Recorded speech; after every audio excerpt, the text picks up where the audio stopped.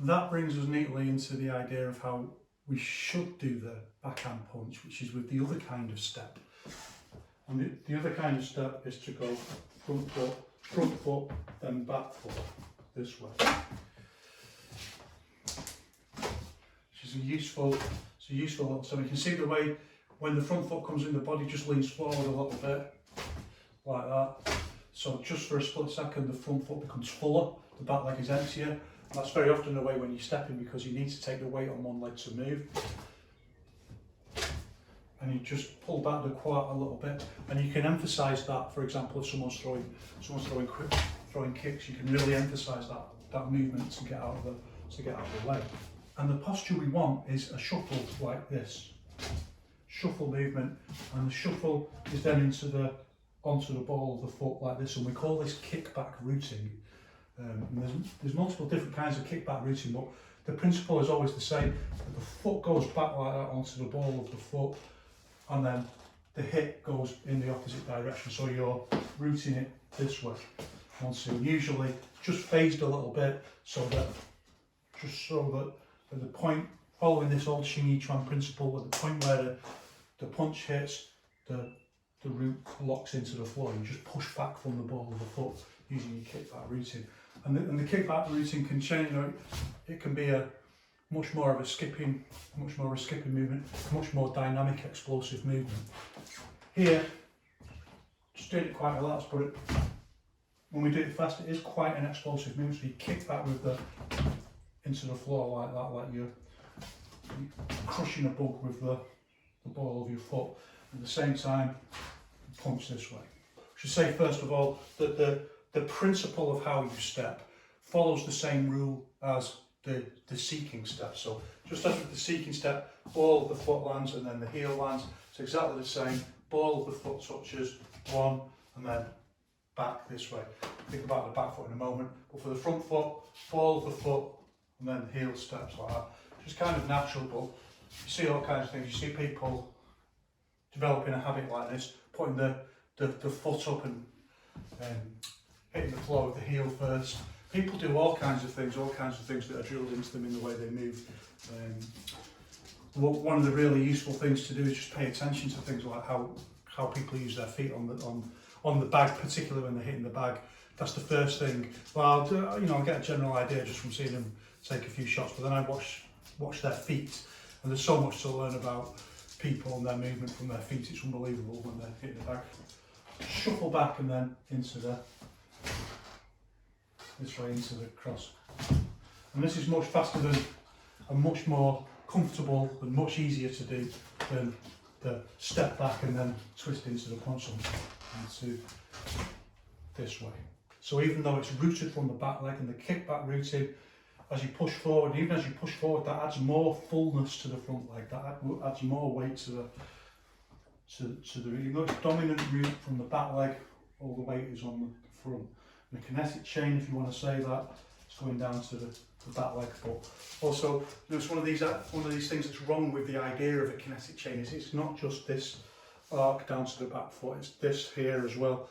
Goes this way and we punch this way.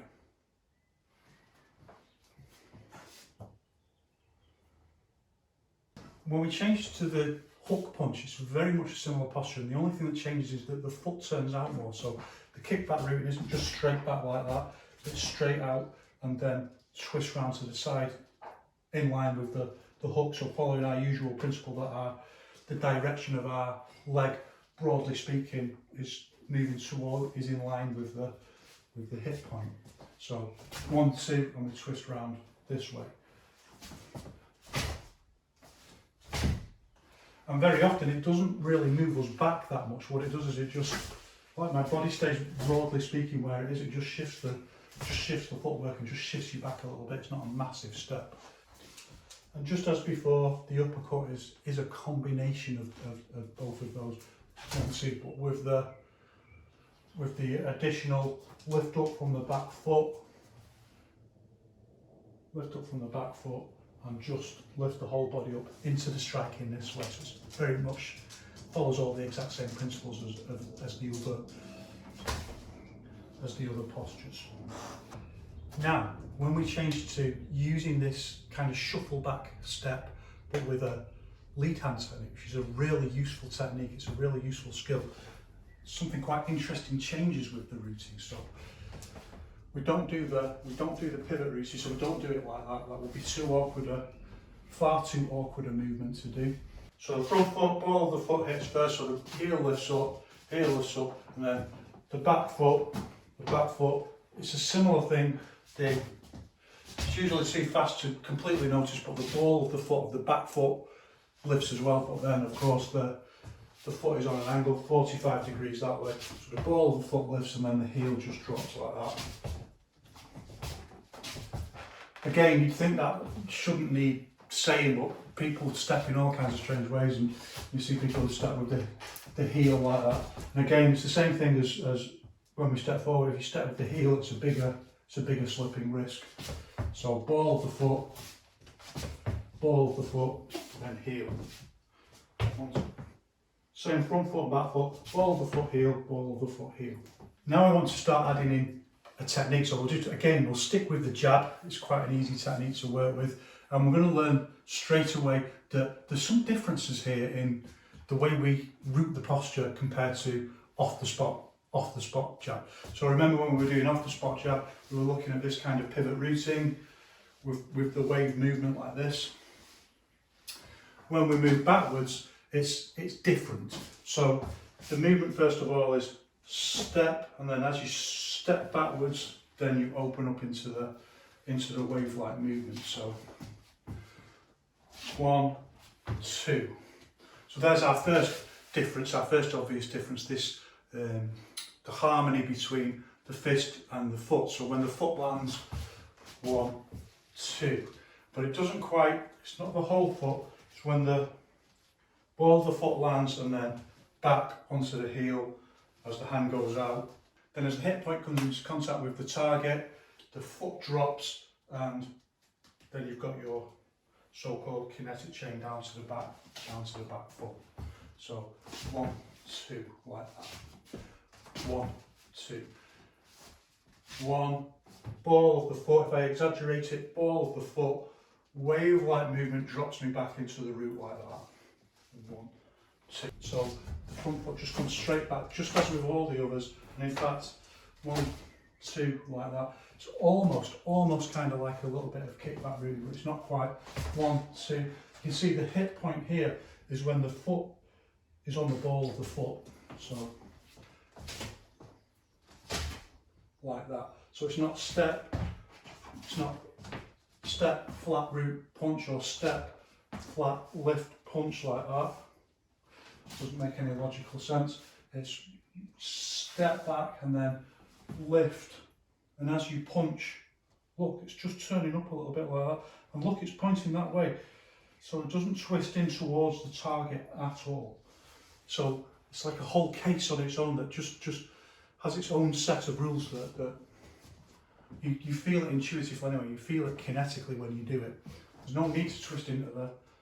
This is what we call closing. There's opening and closing.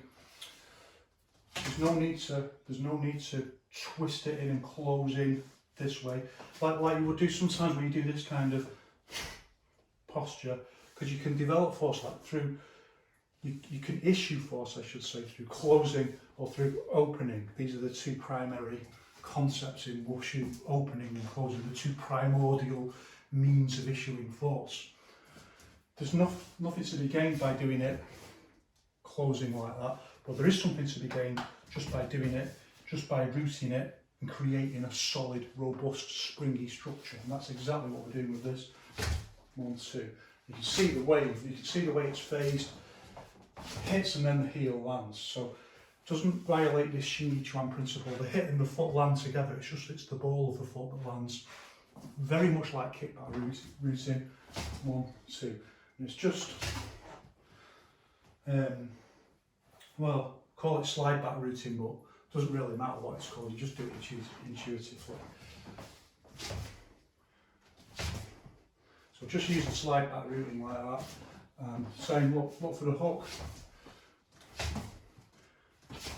Hardly changes at all, so it's a whole rule set on its own.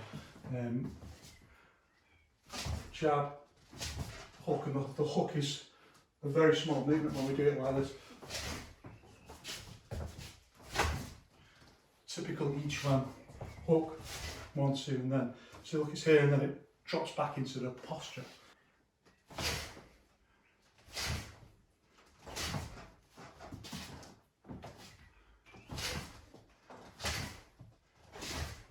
Now, of course, no matter what posture you're doing, the uppercut is always it's always got a little bit of an extra rule set to itself, and it's no different here. And it's always because of this kind of lifting up motion that we want to do. So it always modifies every kind of routing.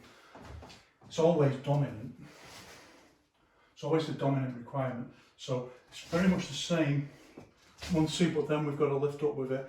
It creates this kind of humpy, this kind of bobbing along on the C movement. So it always modifies everything according to its own. And that, all we're doing is exactly the same posture, it's just that we're lifting up with it and then we're having to go back into the guard posture, and that's what creates this. And you can say, just for a split second, the lead leg is taking the most weight. Front leg, so it shifts as we move. Now we need to think about moving back and with this shuffle step and throwing a lead hand punch. And there's a couple of different ways of doing this, and we want to develop the ability to intuitively adapt which one's which. But that's something we look at, you know, in the intentional movement series. But what we can look at now is the two very important ways of doing this, and why they're different and what they're for. It's not time to go out, you've got to wait. So we're doing the shuffle back, like this. And I suppose the first thing to say about this movement is just like the technical details of it. So it's ball of the foot hits, so as the front foot moves back, ball of the foot hits, foot goes down, and usually back foot, ball of the foot hits, and then goes down. So that's our basic concept. And what we're going to do is expand on that a little bit and see that there's some different rules around it depending on what you want to do. So ball of the foot, ball of the foot, ball of the foot, heel, ball of the foot, heel. Like this. Which helps to create, well, there's all the ideas that we've talked about before, that we don't want to slide with the heel like that, or if you've got a bit of a heel on your shoe. I mean, lots of, like, you know, if you're suited and booted, lots of shoes that you would wear have got a little bit of a heel on like that can catch. Not everyone's wearing Thr3s all the time, unfortunately. One day in the wushu utopia of the future, everyone will be training wushu. So you don't want to be too flat with it in case it catches on the floor. So the heels lift a little bit, lift you up onto the ball of the foot, then the heel drops down. 1, 2, like that. There's a little bit there. Just exactly the same as we've discussed before. But the reason to kind of go back over this and consider it again is some things are going to change with the lead hand technique, and we'll start with the jab as per usual. So the first way we want to do this is without going back on the heel. So we're going to do from ball of the foot heel to just ball of the foot. So we're going to go like that. And you can see straight away I'm leaning forward. It's a leaning in. It just gives you a little bit of distance. Of course, the risk is your hand can get grabbed and pulled because you're a little bit off balance. But this is the idea. You're lifting up, leaning over, so you can go over someone's guard and you can just lean in with a little bit of extra. And this is the first way of using a shuffle back this way.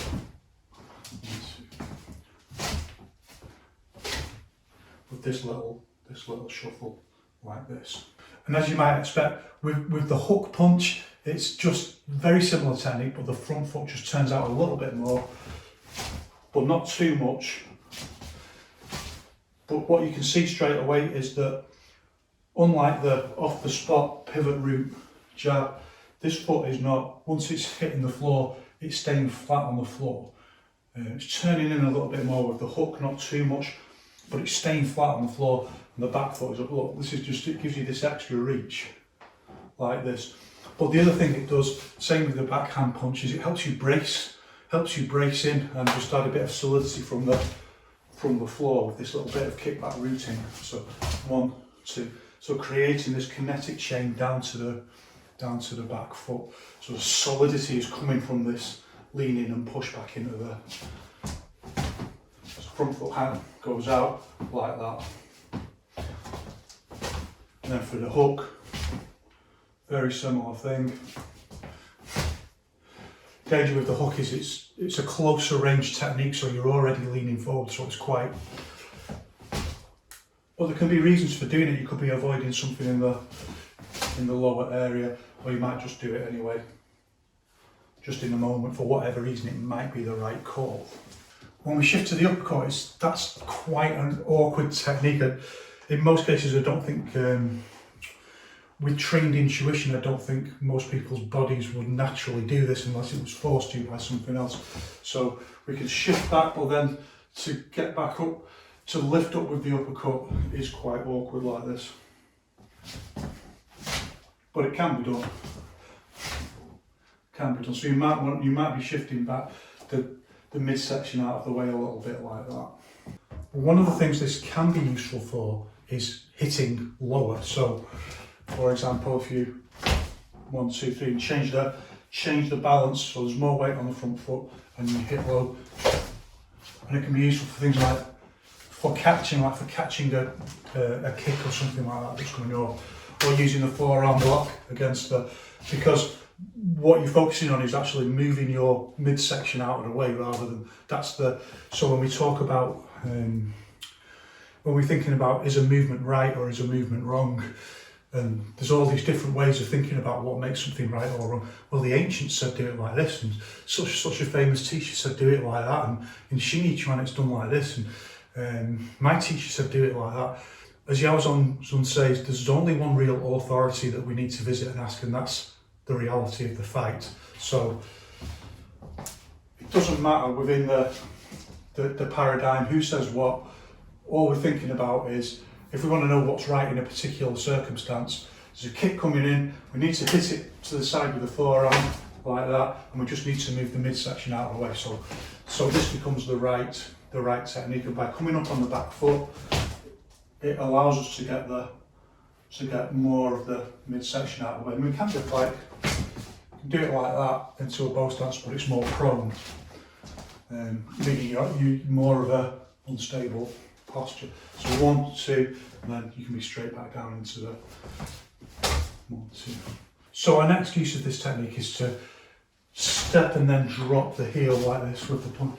1, 2. So the punch goes like and drops, the heel drops, so it's like a phased pivot, but it's just half of the pivot because the foot's already up, so you're not pivoting up, you're not pivoting up like that and then going back down. It's already up from the kickback routine, and then it just phases down with the punch. So we go front foot, 1, 2, you can see the 1, so we drop into the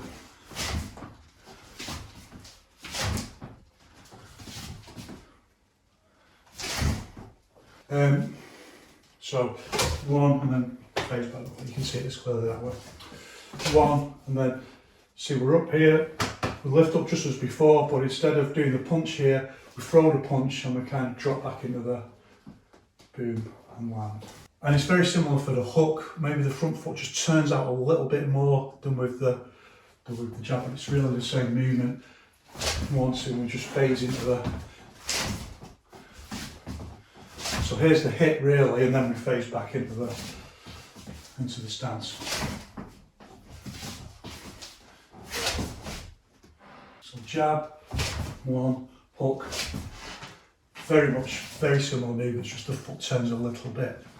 And the uppercut's really not that much difference, it's just the usual thing that we need to go a little bit higher with but because we're already up on the back foot, we're already quite high anyway, so we don't overdo it on the front foot like we would normally do with the uppercut, because then you'd be up on both toes at one point and you'd be just that little bit vulnerable to overbalancing. So we need to phase which foot is coming up, so that like that strong one heel up, one foot flat. Well, obviously if I'm on my toes, it's not quite as strong.